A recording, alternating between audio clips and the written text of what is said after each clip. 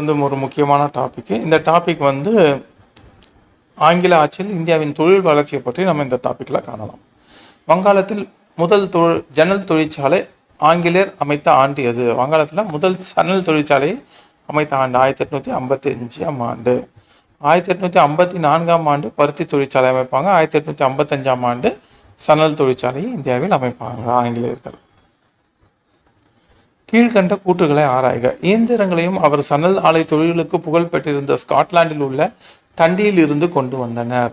சணல் தொழிற்சாலை கை தொழிற்சாலையாக பண்ணிட்டு இருந்தாங்க. அதை இயந்திரங்களை கொண்டு ஆங்கிலேயர்கள் இந்தியாவில் ஸ்டார்ட் பண்ணுறாங்க. 1869 சூயஸ் கால்வாய் திறக்கப்பட்ட பிறகு சணல் ஆலை தொழிற்சாலை மிக வேகமாக வளர்ச்சி அடைந்தது. அப்போ சூயஸ் கால்வாய் எப்பொழுது திறக்கப்பட்டது? எந்த ஆண்டு? 1869ஆம் ஆண்டு. இந்த வளர்ச்சியானது தொன்மை வாய்ந்த சணல் கைத்தொழில் தொழிற்சாலை சிதைத்தது. சணல் கைத்தறிச்சாலையாக இருந்துச்சு, தொழிற்சாலையாக. அதை சிதைத்தது இந்த இயந்திர சாலைகள். அடுத்து, முதல் உலகப் போரின் முடிவுக்கு பிறகுதான் இந்திய முதலாளிகள் சணல் ஆலை தொழிலில் ஈடுபட்டனர். இரண்டாம் உலகப் போரின் போது சணல் பொருளுக்கு வெளிநாடுகளில் தேவை அதிகரித்தது. இரு உலகப் போர்களும் இடைப்பட்ட காலத்தில் சணல் தொழில் வேகமான முன்னேற்றம் அடைந்தது. அனைத்து ஸ்டேட்மெண்ட்டும் சணல் தொழிற்சாலையை பற்றி இது பண்ணது சரியானது. சூயஸ் கால்வாய் திறக்கப்பட்ட ஆண்டு 1869. சணல் தொழிற்சாலைக்கு புகழ்பெற்ற ஊர் எதுனா ஸ்காட்லாண்டில் உள்ள டண்டி. 1870 கல்கத்தா அருகே பிரிட்டிஷ் நிர்வாகத்தின் கீழ் துவங்கப்பட்ட டேஷ் காகித ஆலை தான் இந்தியாவின் முதல் காகித உற்பத்தி செய்யும் தொழிற்சாலையாகும். எந்த இடத்துல இது பண்ணுறாங்கன்னா பள்ளி என்ற இடத்துல தான் தொடங்குறாங்க.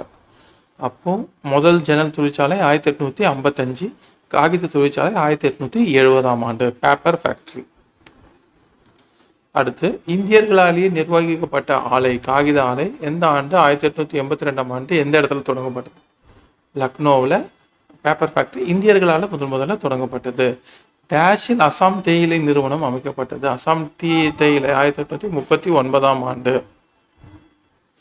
கச்சாரில் டேஷில் முதல் தேயிலை தோட்டம் தொடங்கப்பட்டு, கச்சாரில் தான் முதல் தேயிலை தோட்டம் தொடங்கப்பட்டது 1874ஆம் ஆண்டு.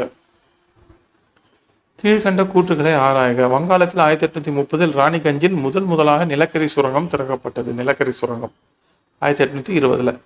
1893 ஜாரியா சுரங்கம் திறக்கப்பட்டது. இந்திய ரயில்வே நிறுவனங்கள் பெருமளவில் நிலக்கரியை வாங்கி வந்தன. இப்போ மேற்கூடிய 2 காரணங்களும் கூற்றுகளும் சரியாக உள்ளது.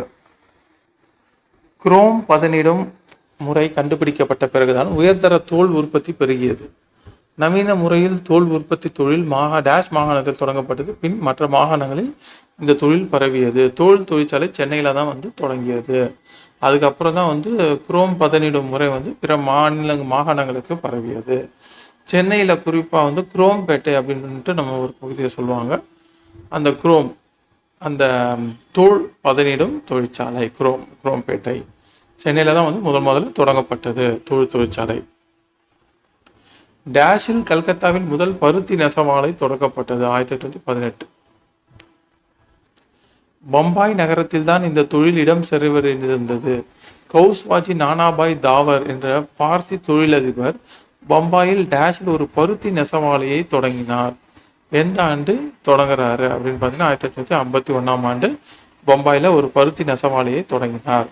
பம்பாய் ஏன் பருத்தி நெசவாலைக்கு இப்போ அங்கே எல்லாமே கரிசல் மண், பருத்தி பயிரிடுவதற்கு உகந்த மண். வங்காள பகுதிகளில் சணல் அதிகமாக விளையும். அதனால தான் இந்தியாவின் மான்செஸ்டர் என்று இந்த மும்பை பகுதி அழைக்கப்பட்டது. அப்போ அடுத்து, கிழக்கிந்திய நிறுவனத்திற்கு அளிக்கப்பட்டிருந்த ஏகபோக உரிமைகள் பிரிட்டிஷ் அரசாங்கத்தால் டேஷாம் ஆண்டு நீக்கப்பட்டன 1813ஆம் ஆண்டு. ஒரு மோனோபோலி மாதிரி இருந்த ஏகபோக உரிமைகள் எல்லாமே பிரிட்டிஷ் அரசாங்கத்தால் 1813ஆம் ஆண்டு நடந்த பட்டய சட்டத்தின் மூலமாக நீக்கப்பட்டன.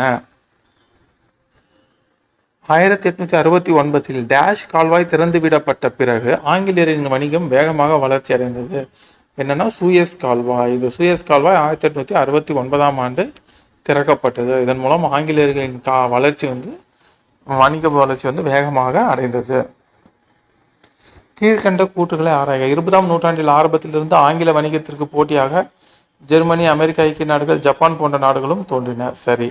முதல் உலகப் போரின் போது வெளிநாட்டு வாணிகத்தில் பிரிட்டன் மற்ற நாடுகளை விட முன்னணியில் இருந்தன. ஆமாம், போரிற்கு முன்னாடி அந்த போரின் முடிவில் ஆங்கிலேயரின் வாணிகம் மீண்டும் சரிய தொடங்கியது. எனினும் இந்தியாவின் ஏற்றுமதி இறக்குமதி வாணிகத்தில் இங்கிலாந்தின் பங்கு மிகுதியாகவே இருந்தது. சரியானது. அதனால இந்தியர்கள் என்ன பண்ணாங்க, இங்கிலாந்துக்காரங்க இந்தியாவிலிருந்து ஏற்றுமதி செய்யும் பொருளுக்கு வரியை அதிகமாக போட்டாங்க. அதே நேரத்தில் இங்கிலாந்துல இருந்து இந்தியாவுக்கு இறக்குமதி செய்யப்படும் பொருளுக்கும் வரி அதிகமாக போட்டாங்க. அதனால இந்த வரியின் மூலமாக ஆங்கிலேயர்கள் மிக அதிக பயனை அடைந்தார்கள். நன்றி.